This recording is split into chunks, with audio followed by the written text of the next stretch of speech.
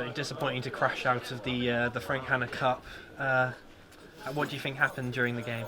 I think the first half killed us, Steve, to be honest with you. I don't think we started, we started quite well, but then we just seemed to implode and press the self-destruct button in a mad 5 or 10 minutes. The first goal from our perspective is really, really poor, and it's something that we'll be looking to rectify moving forward. And then after that, I wasn't happy. There were too many balls getting flashed in across the box, which we spoke about at half time. A need to try and, or should I say, a desire to cut that out at source.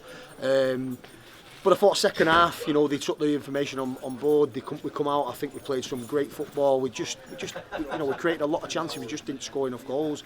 I think if we'd have took one of them earlier chances, the game could have been different. But unfortunately, we've ended up getting beat 5-2, which in my opinion is not a fair reflection of the game.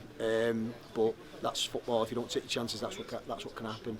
Speaking of that fifth goal, was that just players turning off at the end of the game? I think the fourth and the fifth goal was the fact that we was trying to play on the front foot and get us back in the game, and rightly so, because we were creating chance after chance. It's just that we didn't manage to finish one of them chances, and that's what can always happen. So yeah, listen, nobody likes conceding goals, and neither do we. But you kind of hold your hand up with them sort of goals in the game as it is, because you want to get back in the game.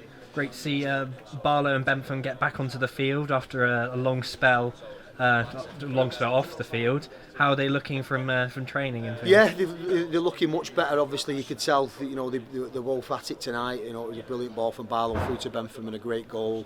So yeah, like I've said it, for the last couple of interviews now, Steve. They've both got a lot of quality that's going to add to the group that we've already got, and we have got a quality group.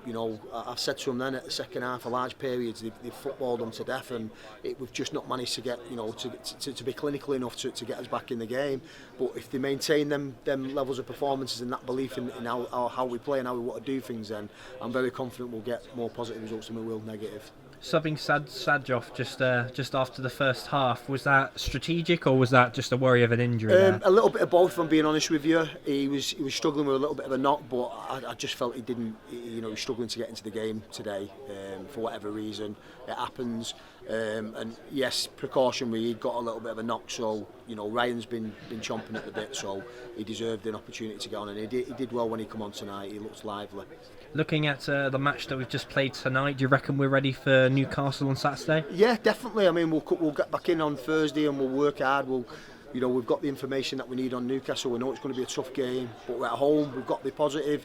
The last home performance against Macclesfield was outstanding, barring the result. And like I said, for big parts in tonight's game, the performance levels were outstanding. So if we can maintain that, cut out the sloppiness, then we'll be all right. Thank you for your time, DC. Pleasure.